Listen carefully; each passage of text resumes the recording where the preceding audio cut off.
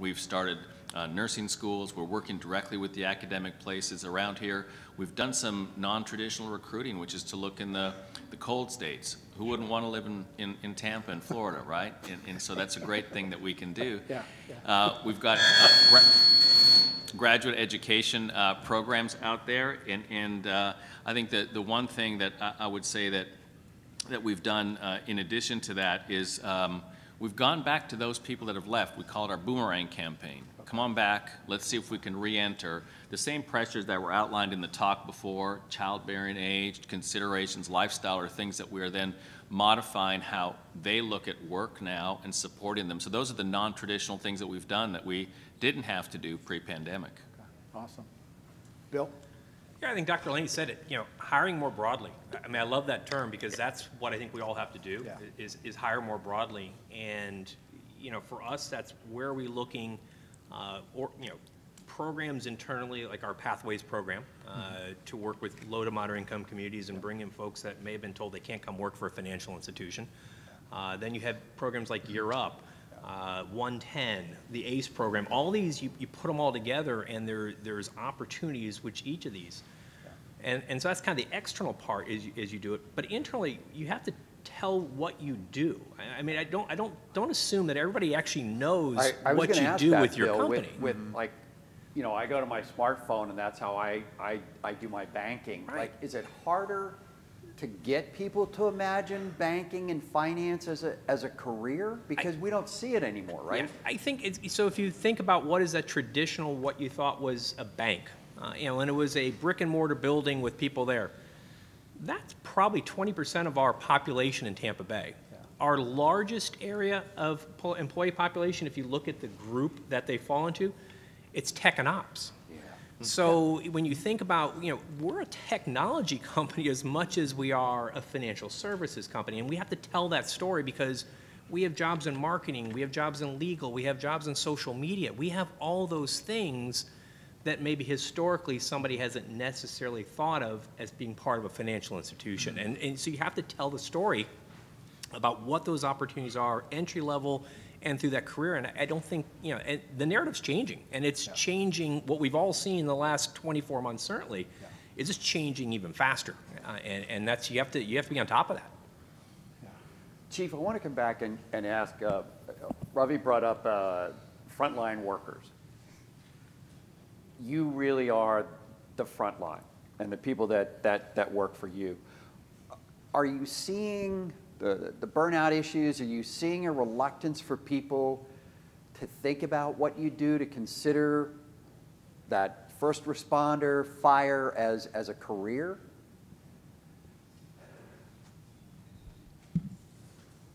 So as far as coming and being the front line, over this last 2 years, we have seen our staff being affected. So basically, we had to, in order for the city to perform on a daily basis as far as operation, we have to keep a minimum staff number. So if personnel are being affected, now we have to mandatory. So when you mandatory someone, they just finished a 24-hour shift. Now you're on a mandatory mean to do another 24-hour shift. They do get burnt out.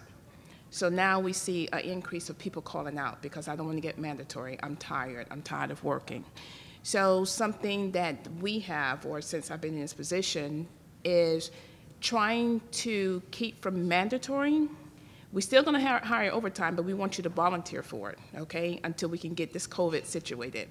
So right now my goal is to keep us from getting mandatory because it does burn you out, 24 hours and running, anywhere between 10 to 15 calls, constantly being exposed to the unknown and actually transporting, going to the hospital and being exposed more, So we make sure we keep up with our PPE that we have for the personnel so they don't, to reduce the exposure. But that front line has been affected like the healthcare is. Fortunately that we do have 2 days off because of our work schedule, so which has been great. So if I can decrease the mandatory for now, give them 2 days to rest, and just pray they show up the next day. The third day. Yeah. It's better, but these last 2 years has really taken a toll on the frontline workers. So are you finding a compressed training time? I mean, has that frontline staff had to learn more faster than it's ever had to do before? Yes, because we was actually dealing with COVID before people knew what COVID was. So we didn't know what we was being, exposed to, without the normal PPE. Even though we have a protocol that says, to wear your personal protective equipment, certain things, but if you get a call and the person say, oh, I'm just having pains on my sides or ache, not knowing that that is one of the symptoms of COVID, once you assess the person and realizes, they are having other symptoms, now you done pretty much expose yourself, So even with the healthcare, with CDC changing some of the guidelines of healthcare workers basically trying to get us back out there, and of course the hospital experienced that too, just because you've been exposed and you don't have it, we still want you to come to work, But I'm now taking a chance to expose to my family. So if nobody's there to take care of my family, now I got to call out. So it's just a whole big system that, us frontline is looking into to try to make it better. But we are being affected, but it's better. And like I said, my goal right now is to keep that moral up from individuals being mandatory overtime, because 24 hours is a long time. So interesting. So Randall, I don't know if any industry or of any industry that's been more directly impacted by COVID than yours. Where there is not so much of an opportunity to do things remotely, or how do you guys stay in business? You have to have people to operate hotels, you have to have people to operate grocery stores, that whole leisure, hospitality, retail chain. So talk about some of your challenges and what are you doing? I mean, I talk to Ben all the time about it, but interesting to hear it from you as how are you meeting some of those challenges? How are you getting enough people to be able to get your occupancy rates up or to get your RevPAR rate to where you need it to be to continue to operate? So I'm interested to hear it your is strategy. challenging, as you stated. Our staffing levels are dependent upon our occupancy. When COVID, the pandemic hit in March of 2020, in Florida, we went from 90% occupancy to practically 9%, and it was overnight within 2 weeks. So company-wide, we were about 2,500 employees. We went down to less than 500. So we've built that back up, thankfully. Certainly with Ben's leadership and help, we're just shy of 2,500, but we have more hotels that we manage. So we don't have the number of associates per hotel count that we had before. RevPAR numbers are close to where they were in 2019, very short, and it's been a stair-step approach every month, and we're still not where we were with business transient is not there. A lot of offices are not back to full capacity, conventions, large groups, but as the leisure markets have led the recharge, so we're thankful for that. And so we're the biggest shift we've had in hospitality from pre-pandemic to that. We were short-staffed prior to. It was difficult to find people, as Dr. Laney indicated, that unemployment was so low.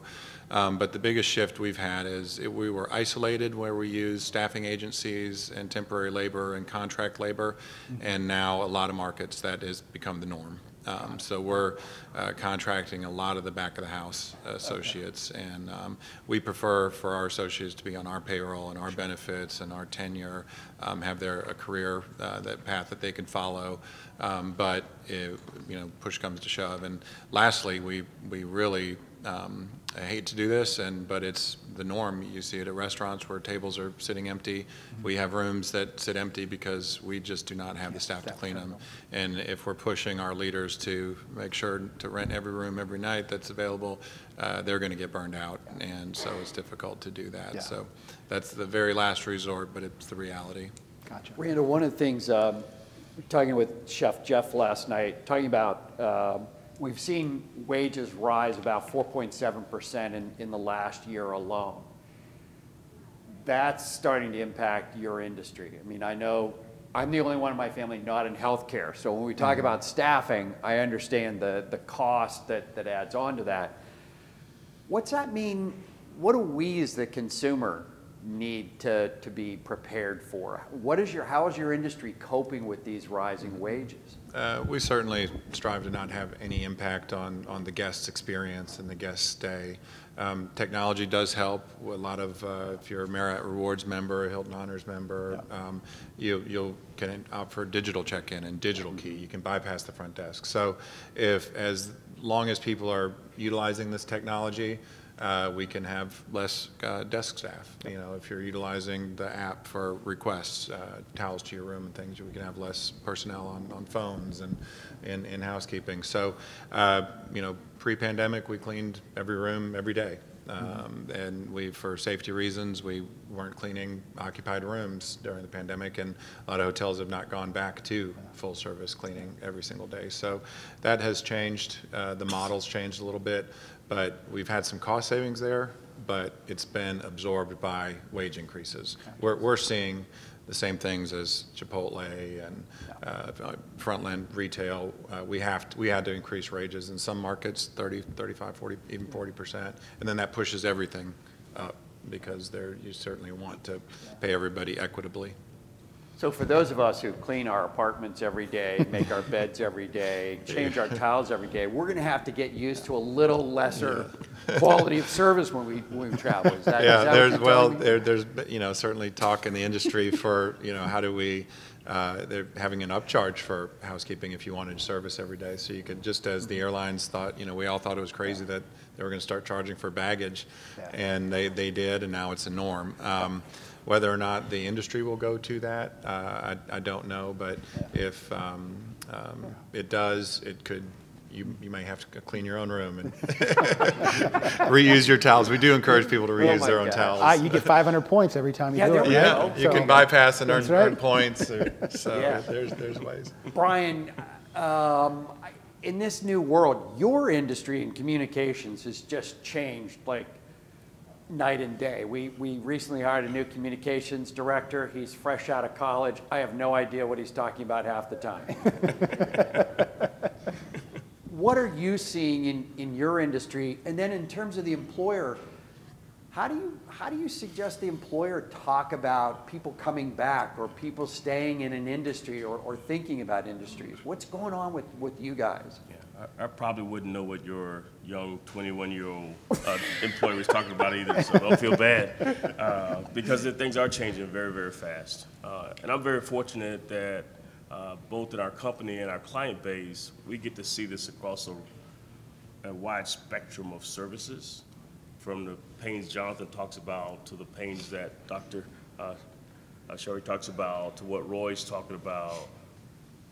We get to talk and engage with these clients, and what you're talking about, you know, we represent the National Organization of Black Law Enforcement across the country, so this is a constant with us talking about labor issues. Yeah. This is a constant with us talking about recruiting issues. This is a constant for our clients talking about these issues, and it's a constant for ourselves. And it is a matter of how do you use the integration of technology today, user experience that you talked about, and provide people with some of the things that our speaker talked about. Yeah. And when you step back from it, it actually presents some opportunities occasionally to do something different and unique. And every case is different. So where it was just easy to make decisions across the board several years ago, it's really not. Yeah. You have to look at what's the problem you are trying to solve in your organization, step back from that and think about it from that context. And sometimes things you realize that you could do something different. But our generation likes to do things the way we've always done it. And we'd rather complain about the younger generation that wants to come in and disrupt everything. Well, COVID disrupted it for us. So Chris talked about retention. And a friend of mine is in HR, and she was mentioning to me that her mantra is, if she's not recruiting her employees every single day, she's the only business not recruiting her employees. Yeah. Are you seeing your clients talking more about how do they talk to their employees and people in their industry to keep them excited, to keep them engaged? Yeah, absolutely, all the time. I mean, your best recruiter are your employees. Yeah. So if they're not having a good experience in the company, they're not going to be your employee. So you're losing your recruiting force. So you got to think about it from that context often. I mean, even our company, we provide a larger referral to our own employees for bringing in talent. And I announced that last December because I know our great team members, and we have about 120 of them, they know people that be great team members at Vistra, much better than my recruiter could ever find. They have family members, they have friends, they're in circles that we're not in, and we encourage our clients to think about it from a different context than they did several years ago. So you talked a lot about what you do for your customers, your clients. How are you cultivating your own workforce? Where are you finding, how are you thinking about how am I gonna continually fill my pipeline from, because you do kind of step into the IT field too, and it's an attractive, it's kind of like the sexy thing for kids to do, but even in Tampa where you get all these people coming in every year, and Craig, we'll talk about this in a minute, there's still disconnect, there's still tons of open jobs and not enough people to fill them, whether it's because there's no interest there, they don't feel that the skill set that they have equates to a successful transition into that industry. So I'm interested to see, for your own company, Brian, how are you managing that? For us, it starts with our culture. Okay. We want people to know we're a small business with great culture, and you're missing out if you don't want to be a part of that. Yeah. And we have to talk about that in lots of different ways so that the receiver hears that, and we're not just talking. Gotcha. So that's a big part of it. The other part of it, we're constantly recruiting. We had 2 new people on board this morning. Awesome. Literally right here in our Tampa office, not to mention other places we have talent across the country. But we're constantly recruiting. But we sometimes share great positive things that happen in our company because we want people to want to be a part of it. Yeah. So we share successes. We share, because we're always looking for great talent, just like all the rest of us. Sure.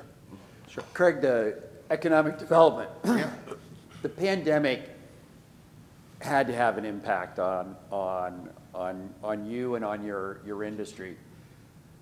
Are you sensing or are you getting a change in the conversation that companies have that want to stay here and expand, or companies that want to come to Tampa? Are there different questions they ask today than maybe they did 3 years ago? When you look at the types of companies that we're seeing more of now, it's the types of companies that employ remote workers, which wasn't a conversation, 4 or 5 years ago. Today, 4 or 5 years ago, people were looking at the local labor shed as, where can I draw my workers from? Where can I draw the talent from? Today, they're looking at super regional markets to where they draw their market from. Where before, companies, when they hired someone, they expected people to come in 5 days a week, 8 to 5 or 9 to 5 or whatever the case may be. Now it's like, okay, well, if you could come in once every 2 weeks from a 4-hour drive or 2-hour drive, then that's a lot different than what it was just 5 years ago. And so the kind of conversations that we're having with companies now is based upon explaining more of a super regional labor shed versus just a local labor shed. And that's one of the key differences that we're seeing. Does that put more pressure on you? I was just reading a couple days ago, a fascinating article, and it's something that I had mentioned one of your good friends and one of mine, mutual good friends. And we had that conversation about every time you put in a new ramp to the expressway or you added a stop to your light rail, you watch that commute pattern move out. Does that put more pressure on you, this region, in terms of the infrastructure that's out in the outer part? Broadband has to be a bigger issue or something that's in your sights today than it was. Yeah, technology infrastructure is going to be the key to any community's growth now. As most urban planners know, urban cities, first developed around seaports, and then later roadways, and then airports. Now it's technology. So if you don't have the technology to support commerce and industry, then you're going to be behind in the competitive location conversation. What's also important is that, you know, we're fortunate here in Tampa in that we've been a big draw for talent, you know, for quite some time before the pandemic. The pandemic actually accelerated it. What we've seen is strong in-migration patterns now from the East Coast and the Midwest. And when you look at our in-migration patterns, they're primarily coming from New York, and they're coming from Chicago. Yeah, I was just there, and I understand why. Oh, yeah, and I bet you do, especially now with the weather the way it is. And Atlanta is a big feeder market for ours. Yeah. Is it changing are the conversations in your industry changing about what the center city looks like? Because in DC, where our offices are in downtown DC, right, pretty hard to find a deli that's open for lunch. Yeah. So in the world of economic development, everybody knows this is just business recruitment, you know. The reality I know, you guys cut ribbons. Yeah. Really? No, economic developers don't cut ribbons. We actually bring the companies in and let our elected officials cut the ribbons. Yes. That's what we do. But in terms of how the dynamic has changed in the field of economic development, the primary concentration used to be just recruitment, retention of your local businesses. Now it's shifted to how can we attract the talent that's needed for our local businesses, to now, how can we make sure we have the type of place that will retain the talent that will attract the businesses. So it's a different conversation, if you will, now. I want to talk a little bit about remote. Ravi, how has, you know, I mentioned I'm the only one not in healthcare. My brother-in-law's a doctor. Telemedicine, when the pandemic started, he just was like, save me. But now he's like really into telemedicine. How has the remote worker or the remote healthcare changed the industry? And is this something that you mentioned we're in a period of transition? Is this something we're going to see a lot more of? You know, I think the most important part about telemedicine through the pandemic was the provision for the providers to be paid. Yeah. And it created a way to accelerate that because it added value to their workflow. The interesting thing about it, when you really start looking at the numbers underneath it, is there's no doubt that we saw a tremendous rise in the number of people who were using that, I mean patients and physicians, when we had the lockdown. As the lockdown abated, so did the frequency of telemedicine. And while it continues, and we're real strong advocates when we meet with our politician friends up in DC to continue to ask them to keep that mechanism of payment, because I believe it's going to find probably an equilibrium, but it certainly presented itself as a new option to accelerate management of patients remotely. For the right patient, it's an absolute great mechanism. I think as we move to wellness, I think as we look to population management, it's going to be indispensable, and that's how it's declared itself. There are other ways that you're starting to see it come through now in call centers and ways in which other panels are looking. So you'll find industries where there are systems in the industry where they've set up the ability to say urgent care at home, ER at home, even skilled nursing facility at home and hospice at home. These people now have been able to introduce that as a mechanism to avoid the hospital entirely. So how it all shakes out, not clear, no doubt. It accelerated the progression of that into the healthcare workflow, and it'll continue to refine itself. Now, flip it around another way. There were, as we worked through that, no doubt about it, part of healthcare is the physical presence and physical touch. So it's not going to be a substitute for those cases, and this is what we found. I think we're better now. We found early it created what I would call healthcare avoidance. Because I had this, but I couldn't get a full assessment, maybe I would avoid. Maybe I could get a medication prescribed to me versus actually having an intervention. I think we're resolving some of that, so it's not going to be as broad in that way, and it'll pull back. And those patients there's a group of patients who definitely need to have in-person care, and telemedicine's not a substitute. Do you see more pressure on the two of them to produce technology workers and technology capacity? Absolutely. There is real component of how we now look at it, all the way from recruitment and social media presence to communicating to our staff in multiple different channels, different ways that they want to be part of our system that we can interact and engage them. So technology, that part of it, even engaging our team, that digital component and digital presence for our patients, that's become even more pronounced. And again, that's a positive outcome because it's forced us to get better faster. I was going to ask, follow up the same thing. Bill, do you find that in some ways there's a built-in kind of expansion of who could be interested in finance, because technology is a big part of that. So if I don't care a hoot about finance, technology could grab me into your industry, right? Yeah, and I think it goes back to telling the story. And Dr. Laney also had the graph up there talk about wages and onboarding, kind of at the continuum and the end of it. And wages are, you got to pay. I mean, that's just the reality of it. And we hope. We hope. I mean, and we've moved our minimum wage is now $21 an hour. It'll be $25 an hour by the year 2025. And that is reflective of the spectrum of opportunities at the bank. But also onboarding. And I think we sometimes forget about that, and especially a generation coming in now that can go to a computer. They can go to the Apple store, and I can walk out with a MacBook, and it's up and running in 45 minutes, and I've connected everything. I can't take 2 weeks to get you your computer working and get you connected to emails. That just doesn't work any longer. And everything in between there is about purpose. How do you talk about the purpose of what your company does, and what's that your company's commitment to diversity, commitment to the environment, commitment to the community?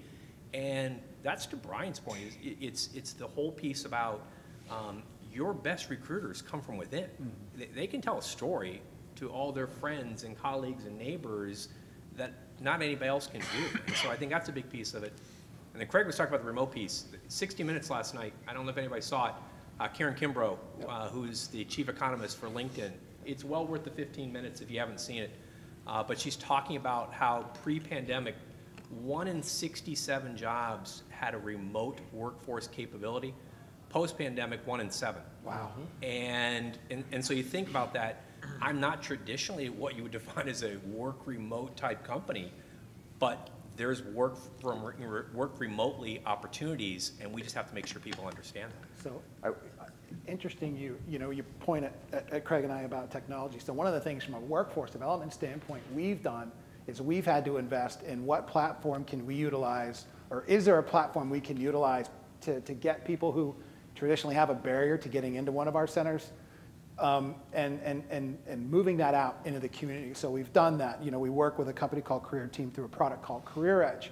Last year we served about 32,000 people. 8,000 of those were from our online interface. That's 8,000 people that probably were never going to walk into a career center, and that might be 8,000 people that we'll be able to present to all of you as talent options in the future. So for us, it's critically important. The time to divest a little bit from brick and mortar is here and utilizing technology. It's 1.5 million people here. Our labor force is 800,000. We can't possibly serve all of them if they need to be served walking into our centers. So how do we figure out a way to better utilize technology? We're doing it to the point now, even for services where we do like an OJT or an intensive service, to be able to do that all online. And we understand that we're no longer going to be able to, or the need isn't going to be just for everybody to walk into our centers, whether at one center or whether we're more community focused, which we've done too. But I mean, 8,000 new people, in a year is significant, particularly if we're talking about, plugging holes in the talent pipeline across industries. So that's just how we've done it. And I'm sure Craig has some, Craig talked about placemaking a little bit, and I think that is part of how you do that as well. I just wanted to get that. I mean, it's pervasive in every industry now. I want to come back to Jonathan and Roy, because your industries that we typically don't necessarily associate with automation, but we know in looking, my friends over at A3 who track automation tell me that last year was probably a record year in terms of the purchase of robotics and automation and the deployment.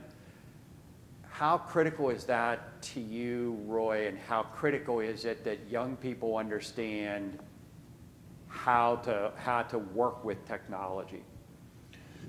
I think that more and more we're having to go to automation and technology because of the shortage of people. In 2019, we got a contract that was a pretty high volume contract for a number of parts for the 737 MAX.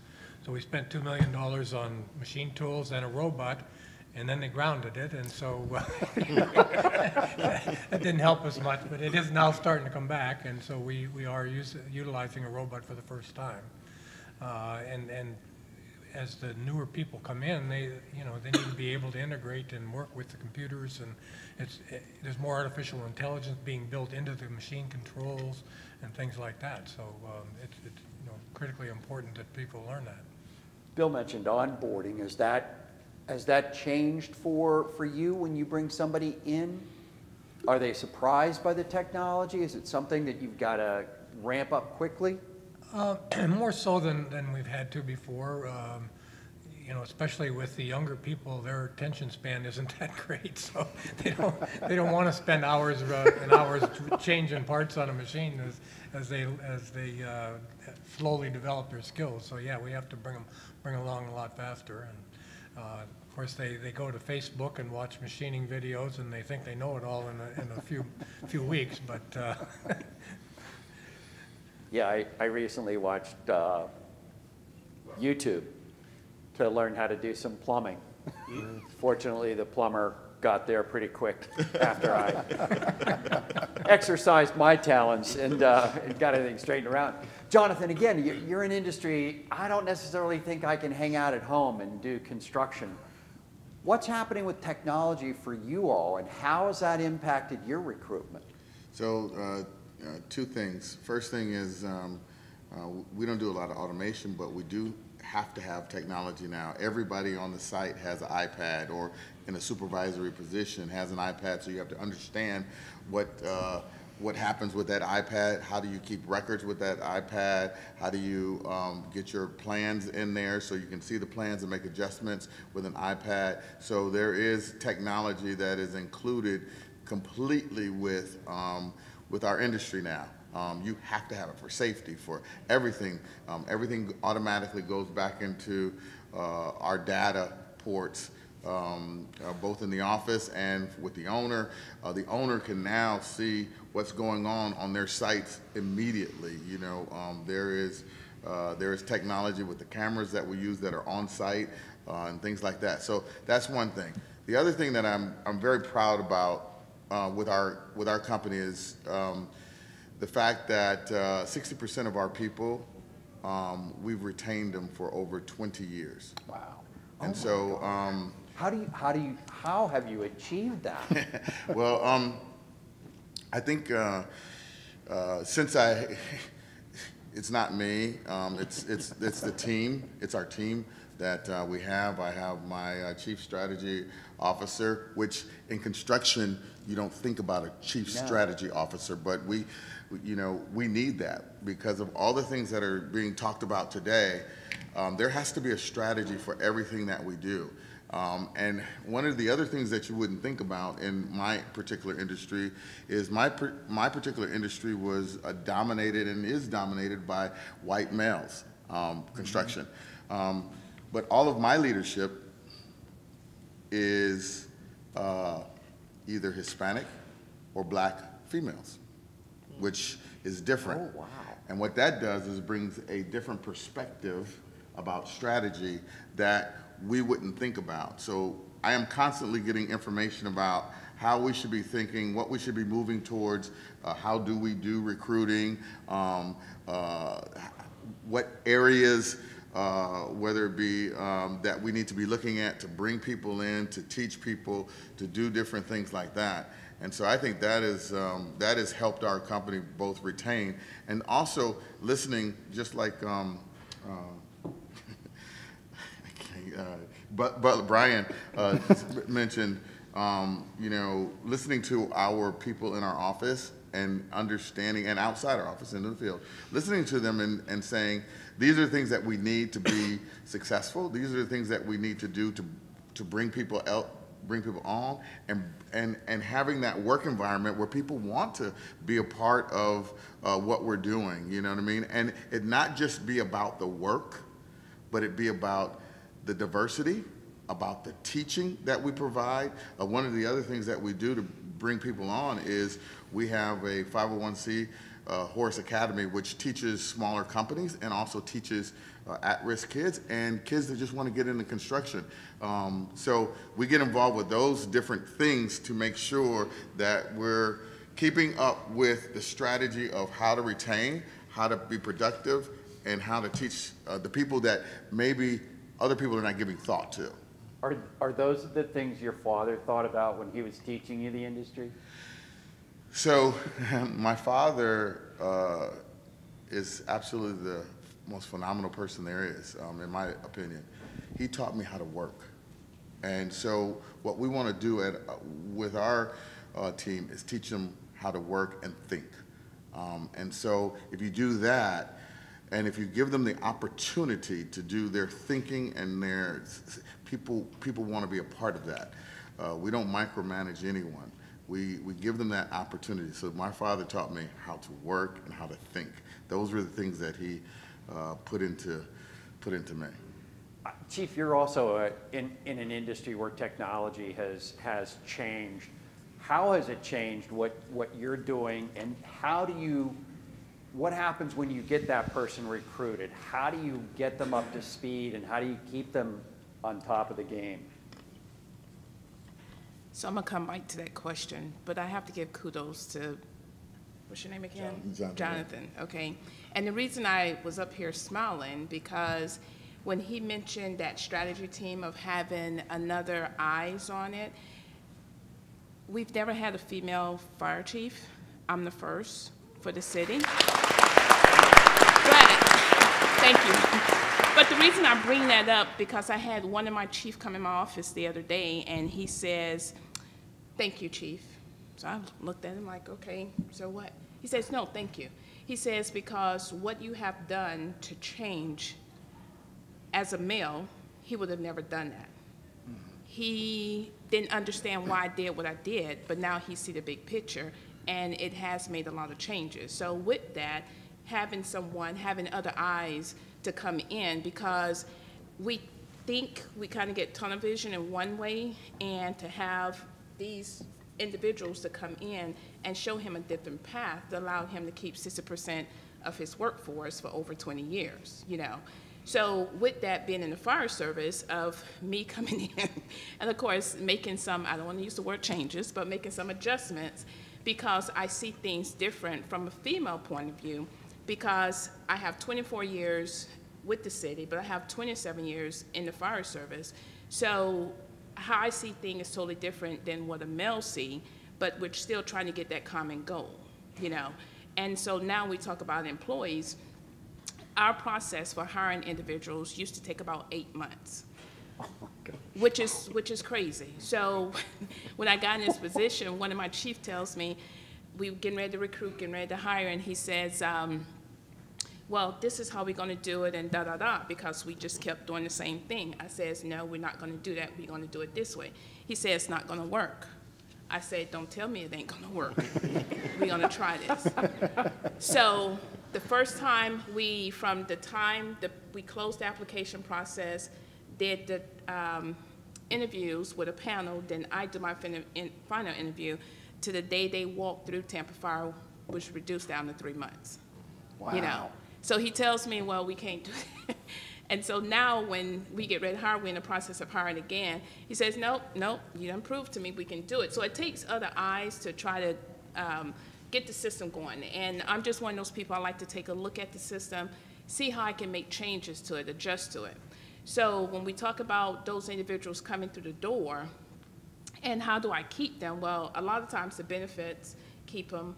I'm one of those people, when I say diversity, I don't talk about gender, race, I'm talking about education, training, you know, because if I just limit myself or limit you to have this sort of training, all the different specialties, and don't give you the opportunity, now I limit myself.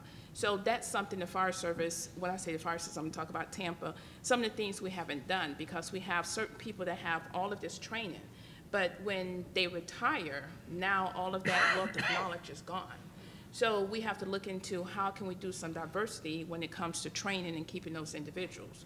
So I pulled the youth up and I mix it with middle age, and as far as the education, it's like a variety, because you can teach me something, you can teach me something, because we're going to make a team. So I have to get that diversity going. And so with the fire department, I really don't have a problem with retaining individuals. Now, this year we did have 3 people to leave, but they had other avenues that they wanted to take, but it was like one wanted to be a CRNA, you know, but that's fine, you know. But usually individuals do not leave the fire department. They stay for their 20 years. You know, the benefits are good. Being a public servant is just great. So we don't have the problem, but we are in a position of, like everyone else is, for us trying to recruit individuals, because everybody's hiring firefighters. Oh, yes. You know, everybody is hiring individuals. Everybody's after them. So we've been going out to different schools, military, you know, people get out of the military, because we look at what the job is, and basically it's a physical, and we try to recruit those individuals. And what I have started doing, if you're 18 or older, and if I see someone or someone tells me that, hey, you know, I got this person, but they're really not sure, I tell them, well, come and ride with me. Because up until you can come out there and actually see what we do, you really might not know, because I'm going to tell you, 27 years ago, actually probably longer than that, when I first got introduced to the fire service, my neighbor said, Barbara, you ought to get into the fire service. I said, it's too hot in Tampa to be putting out fires. You know, I'm serious. I never knew exactly what the fire service was about. So once again, it's getting that awareness out there, getting that knowledge out there, because what attracted me when they started telling me about the hours, 1 day on, 2 days off, I'm like, oh, sign me up. Still didn't know what I was doing, you know. And so once I got involved in it and see, I'm like, oh, that's me all day, because I love helping people. I'm a public servant, you know, I'm a giver, you know. I went back to school, did my nurse, you know, and those are the people that we have to attract, that want to come and help people, be public servants, come out and give and support. You know, so that's the thing that my team now is going out to different schools and telling them, hey, if you're interested, because once again, I didn't know anything about the fire service, you know, but once I found out and understood the scope of it, I'm like, sign me up, you know. Randall, what's technology done in your industry, and how has that impacted your onboarding and your continuing training with staff?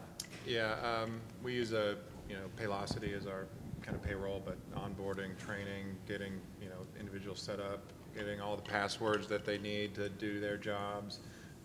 We have an internal website, McKibben Home, where we keep everybody informed. But then supporting the properties, there's, the e-commerce and social media and revenue management is all very technology based. And so and then the brands are looking at ways to how can they become more technology-based to customer-facing issues. So there's a huge technology component and IT component to what we do, even though we're a person-to-person, face-to-face business. We're always going to be dependent upon technology and changes. So we have adapted. We were kind of in the mindset, or nearly 100-year-old company, but at a corporate office to say, if you're if our people in the field are required to be at the hotels, they can't work remotely. You can't clean a room remotely. We're going to be in the office. But then what we found as we were rehiring people were reluctant to come in.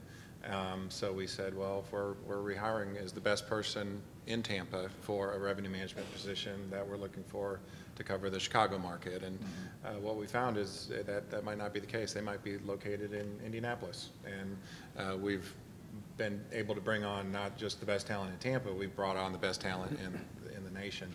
And through proper recruiting, through LinkedIn and other social media, and utilizing technology, we've been able to recruit and, as Dr. Laney said, cast a wider net than we had previously. So that has really helped us, even though we consider ourselves a Tampa-based company, we're hiring people in other markets. Goes back to Craig's point about now we're looking for talent around the world, and we can find it around the world. I got to imagine for every industry, social media has probably risen to the top of how you attract and recruit people. Is that fair to say across industries? You can't get it done without a social media presence? Who's on Twitter? Technically, but I don't think I've ever been on it. I know my staff Okay. you'll see stuff from me Yeah. on Twitter. They don't allow me to touch it. They said, no, we don't want you. I wanted to come back and ask each one of you, Chris's numbers on we're seeing less people.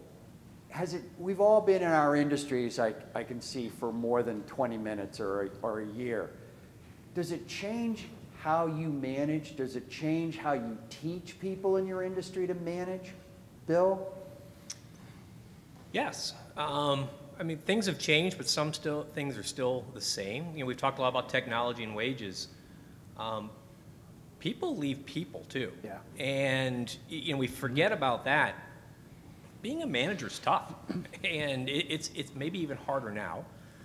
So companies have to invest in their managers, their leadership, because those skills, you know, that's just as important. You spend so much time and energy and money getting people in the door, and then if they don't have that connection, onboarding I talked about, but you got to keep them connected throughout, and that's the people leaving people piece of it. And now what we figured out is how you use technology in a way that maybe you didn't use it before. I've had a camera on my laptop for I don't know how many years. Prior to March of 2020, you know how many times I used it? None. I never used the thing. And now I can't imagine a day where I don't use the camera on my laptop. And so, but that's also what, you know, that things have evolved, and how you connect with people as a manager, as a leader, is different today, because it might not be face-to-face.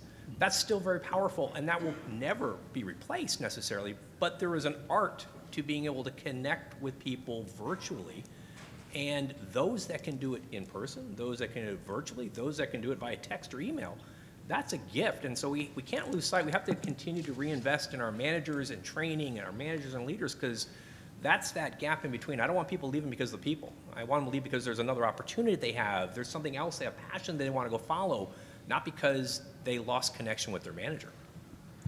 Roy, you're an industry that kind of, I think about traditional. My uncle was a steel worker, ended up being in management because he was good at what he did and got promoted, but I wouldn't exactly call him warm and fuzzy. Have you had to change how you manage? Have you had to change how your people manage the workforce?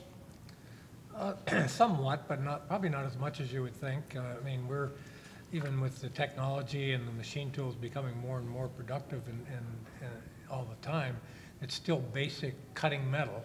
It's because we're machining, we're making parts out of blocks of metal and that sort of thing. So a lot of the principles and everything are the same.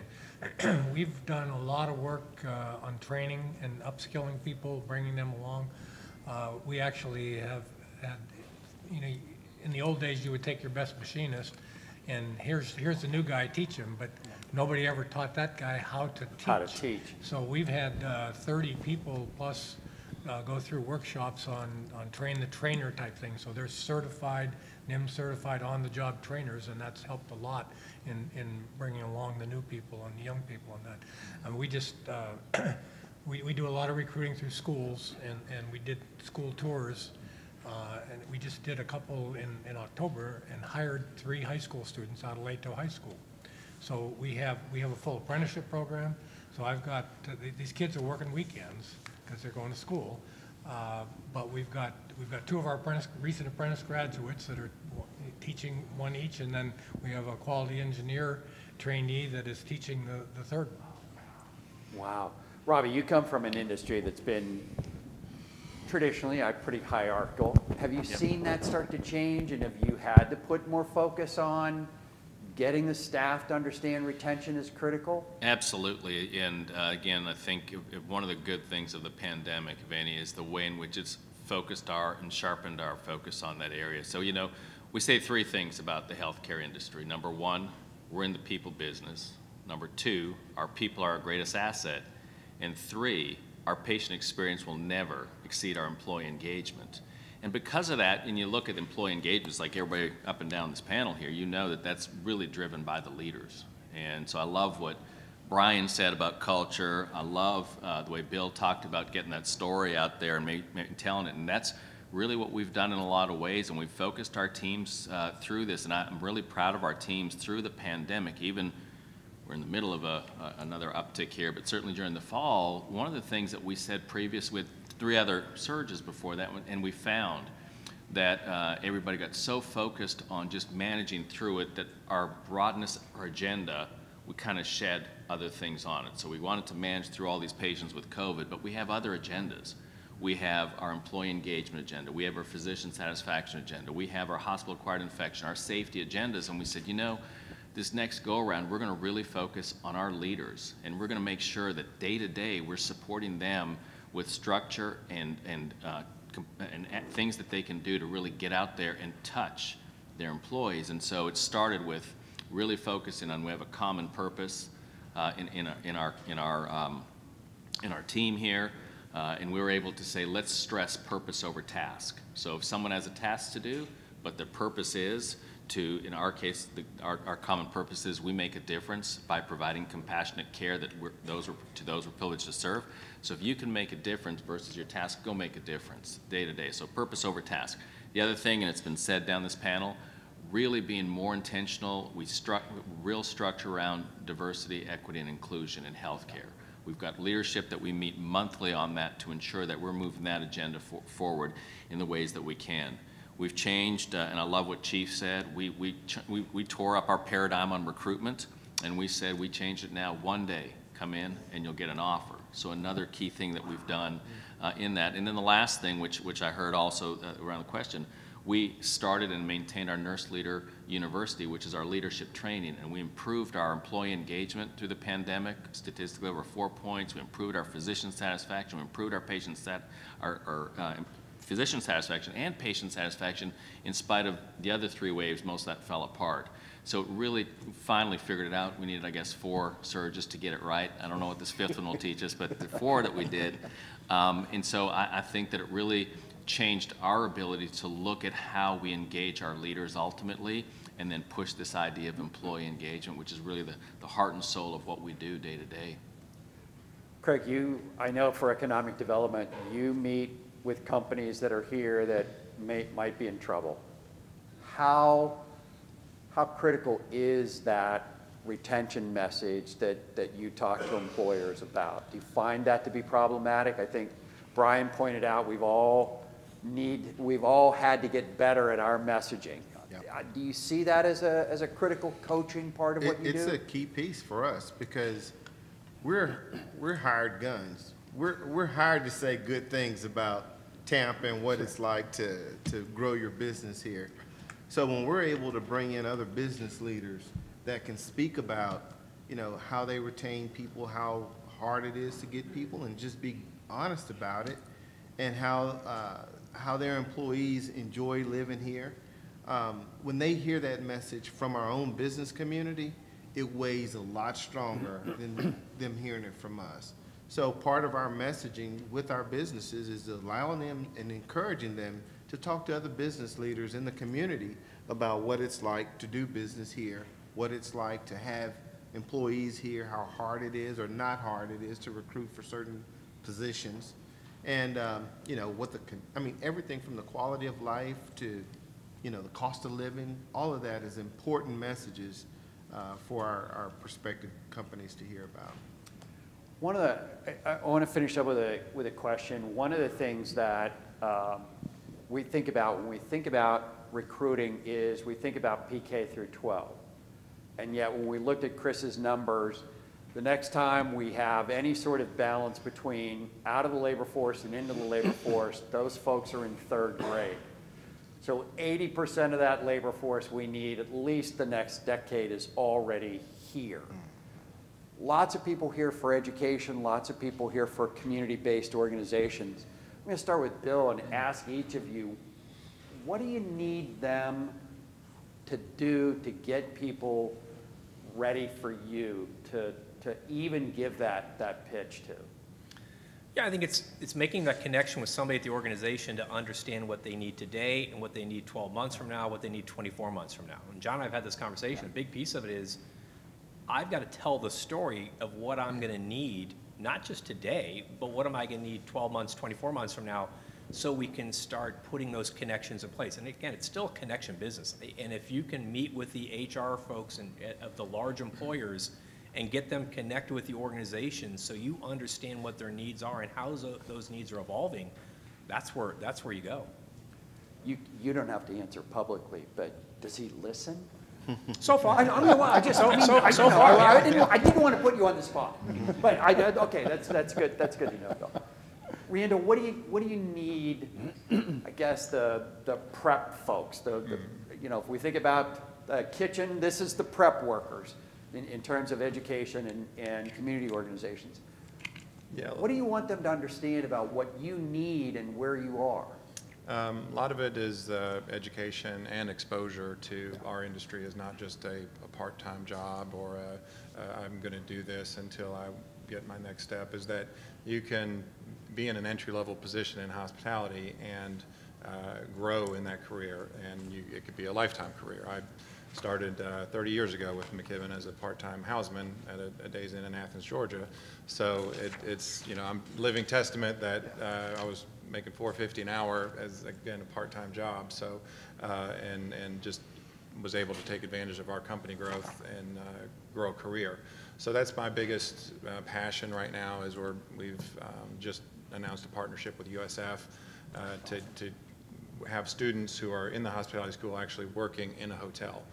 Because it would be very difficult to have 4 years of education and then go to work in an entry-level hotel position, and you're only going to be able to get into a managerial position if you have experience. So, but it's about telling the story. Social media, getting the culture out there, connecting with our community. We're even talking to.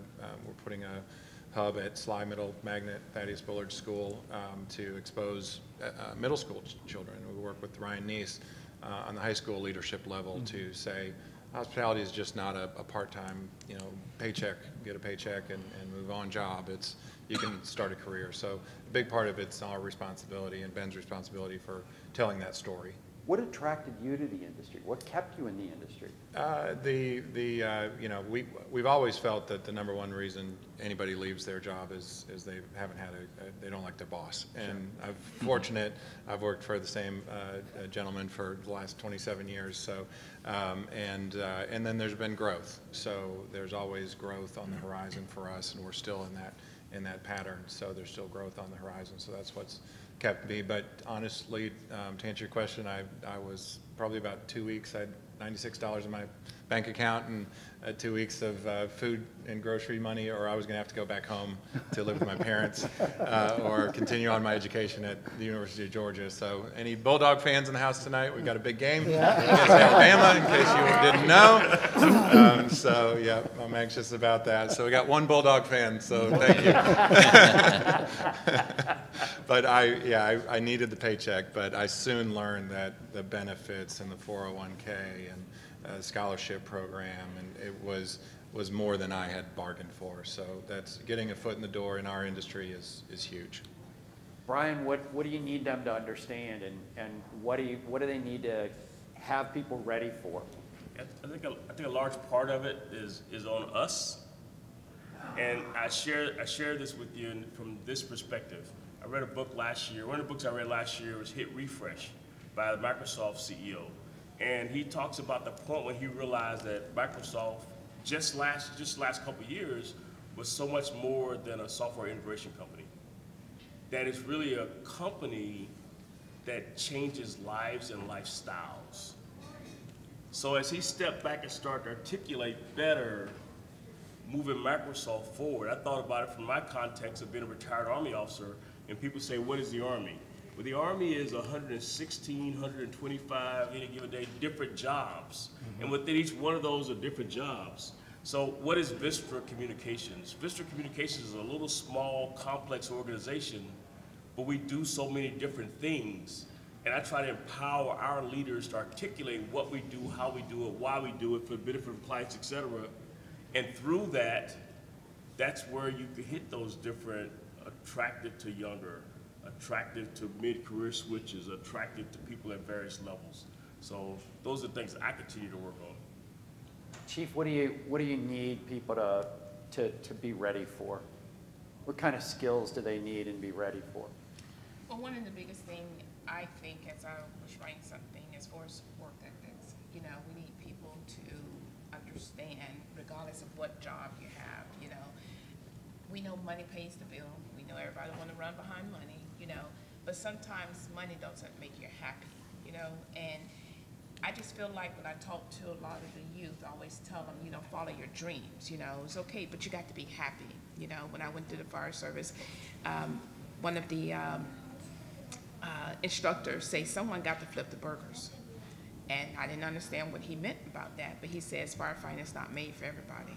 So a lot of times we get into careers or do things that we're not happy, whether it's because of finance or, you know, money, but we should be happy with whatever we decide to do, whatever career. So as far as being a firefighter, one of the things I looked at is a lot of characteristics for being a firefighter, and I guess one of the biggest things is like work ethics and physical, you know, but I think also we need to have exposure, you know, and awareness, because like I said, I never knew what the fire service was about, and once I got in, I loved it, you know, to make it to the top, but it was just, you know, just getting out there and being aware of what the fire service is about, or public service. Jonathan, what do people need to understand about your industry and get people ready for? First thing is I'd like to commend the School District of Hillsborough County for starting to look at our industry and starting to expose our industry to use, because exposure is the big thing of what they can do. Because they're doing that now, they had a panel on Friday that's going to meet monthly to answer just those questions. Hey, which classes do we need to put in?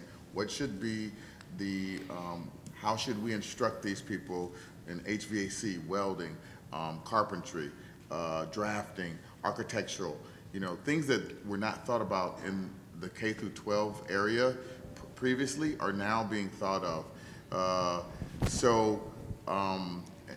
You know, the people that got in our industry basically were either kids of construction workers or they were like the gentleman down there. They needed to get something, so they start, you know, mixing mud and doing all the other stuff. But now when you start teaching and exposing the K through 12 folks of what they can do and what it takes and the money that can be made, and then it has to be a love for construction. But if they're not exposed to it, they don't even know if they have the love for it or not.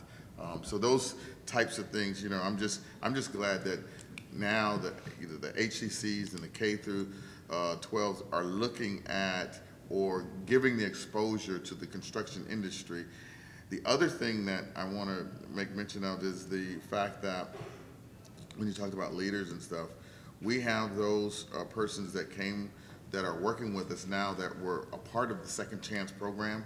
We have them in a managerial position to help seek out other ones that are second chance and give us the real information if these people should be working with us or not. You know, they can look at and talk to and be with and be in a leader position and understand what we need to do to help and who is really viable solutions for. Roy, what do you need them to have people ready for? Well, I'll echo what was just said with the construction part. Is the exposure is one of the main things. You know, get away from the mindset of college only is the answer to everything. Get your guidance counselors and teachers out in the field and go to businesses and see what it's really like, so that you can guide your students when you recognize somebody that wants to work with their hands and maybe they're not the book learner type, then maybe construction or manufacturing is the place to go. So, you know, for the programs that have the industry advisory councils, really lean on those people, work with them so that you learn what really is needed and the great careers that are there.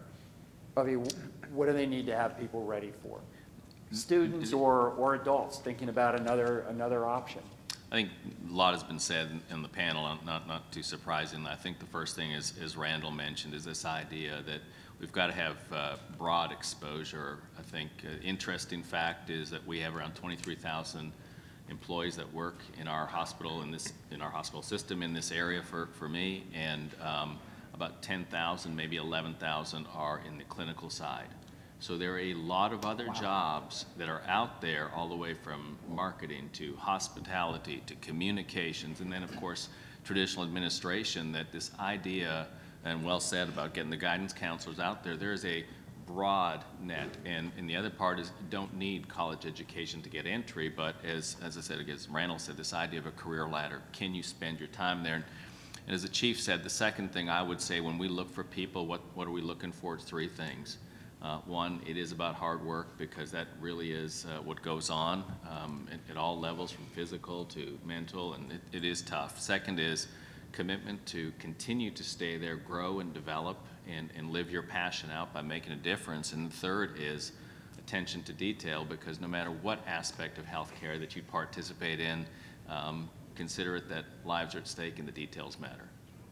Craig, you're on the panel, so I can't ask you and John, so I'll just ask you. Lots been said about how people need to be ready for this. What do you need the business community in Tampa to do with you to have that workforce ready? I think you've heard a lot about bringing more awareness to the career opportunities, exposing them at earlier grade levels, instead of just waiting until, high school to say, these are some career opportunities. People are reaching down in middle schools, helping them understand what a career would look like in certain areas, whether it's construction or manufacturing or healthcare or hospitality. It's going to take that partnership with educational institutions like HCC and Hillsborough school districts. It's going to take those types of things to be able to get that awareness at the appropriate levels. Because one of the key things that I've heard employers needing are, aside from the skills, is just these traits of critical thinking and things like that, to be able to problem solve without, direct supervision. And so you're not going to get that unless it starts, being made aware early on in their educational experience. So partnership has to move from it's nice to have to you gotta have. Yeah, yeah. It's got to be a part of it. Yeah, that's what we're here to do. And if you guys have, anybody who's talked to me, if you heard me say, it has to start before high school. If we're, particularly when you look at some of the things that Chris said in regards to, there's less young people now than there were 10 years ago, even in Tampa. So how are we we need to be able to give you the opportunity to get these folks a look at your industry 6th, 7th, 8th grade, so they can make an informed choice when they get into high school, what track they're going to take and where it's going to take them. Because I think good Lord, if I would have known what a journeyman electrician makes, maybe I wouldn't have got a six-figure debt. But it's really important that we do that. And I think as a country, we don't do a fantastic job of that. I got to go over and hang out in Zurich for a couple months and see how they do their vet system. 5th grade, these kids are learning about every industry. And what's critically important is the employers are partners, not just because they pay taxes, but because they want to cultivate their talent. And we'll do our, we are going to do our level best to do our part. We want to work with you to make sure that we provide that talent for you, because Craig, I'm sure you know this now. It's the #1 economic development issue of our time. Right. Incentives don't really, incentives do matter, but they matter much less than talent now. So, agreed. I've kept you, sorry. Yeah, I was just going to say, so I traveled down from Washington, D.C. because events like this, listening to you, are important to me as I go back to try and promote what we need to do with education and workforce development. So, John, I want to thank you. I want to thank CareerSource Tampa and Bay for the opportunity. I want to thank you guys for allowing me for you all for allowing me to hang out this morning. I do appreciate it. Yeah, thank you for your time, everybody. We appreciate it.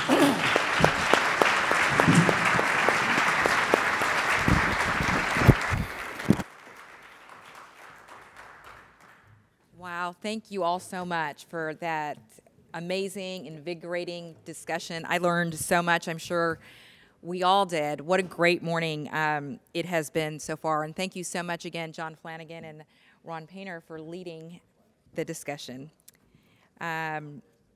We ask that you now take a short break and you go to the breakout sessions. You will find the breakout sessions locations in your programs.